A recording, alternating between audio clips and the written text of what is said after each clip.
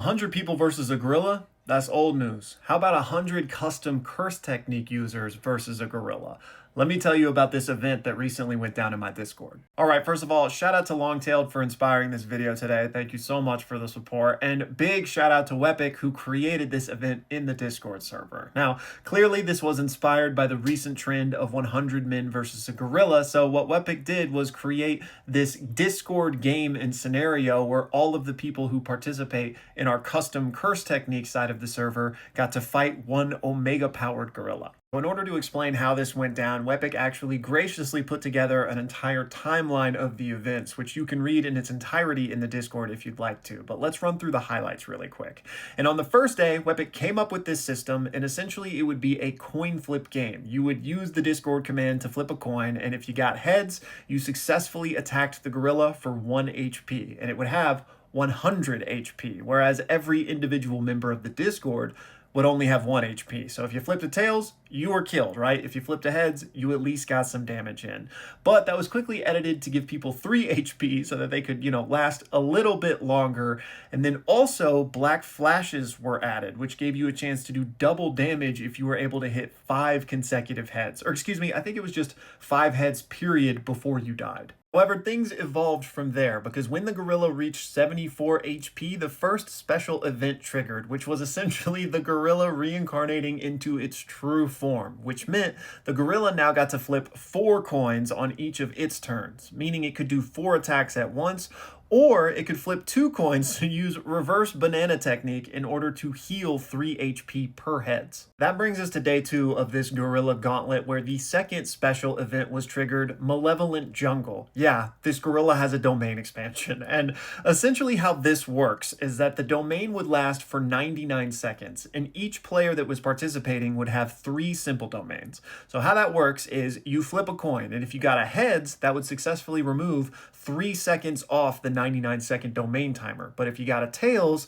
then that got rid of one of your simple domains. And if you lost all 3, it was good night for you. But if you managed to get 5 heads, you could choose to either continue fighting and continue with your luck, or be teleported out and let the next person come in. Now, I know what you might be thinking. Were they able to survive the Malevolent Jungle? And yes, they were, but they weren't out of the woods yet, because just like Sukuna can combine his furnace with his domain, this gorilla can combine Peel Banana with his domain. This is basically the gorilla's furnace. So how this worked is those that had still survived had a chance to flip a coin.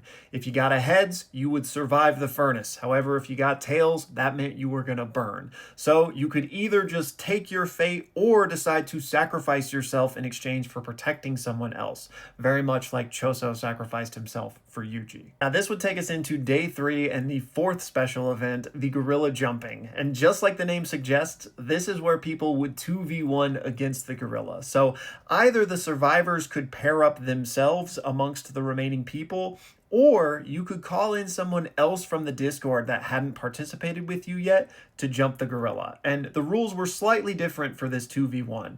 Now each player would have 5 HP, and you could tank damage for your partner in order to help them survive as long as possible. Now, if you got 5 heads, you could still do a black flash for double damage and to heal, but you could wait until your partner got 5 heads as well. And if you were both able to do that, you would do a double black flash for quadruple damage and heal for 2 HP. Also, if and when you got 5 heads, you could decide to dip out and switch somebody else in. Now, this would ultimately be the last phase of the fight, and this was the phase that I was brought in thanks to Extra tagging me in to jump the gorilla with him. Now, unfortunately, I lost my life in the process, but a lot of epic things happened in this final phase because people could sacrifice themselves in order to revive or heal other players, and ultimately, we brought this gorilla down. There was a string of so many sacrifices and binding vows and bringing people back, but ultimately, Longtail got the final blow on this menace. Now, this recap doesn't even do it justice, and if you're interested, I do suggest going in and reading the full timeline of events, but Wepic did graciously put together a few highlights for us here. So, 2 users were named the MVP for getting the highest streak of heads with 8, and that was Lord of Gold and Longtailed, but an honorable mention to Alexa Alexis and Extra, and also shout out to Toaster for being the first person to step into the ring against the gorilla. So again, I want to give a huge shout out to Wepic for putting together this really fun event and pulling a bunch of the community into it. It was so much fun, and this is why the custom curse technique side of the Discord is one of my favorite little subsets of the community,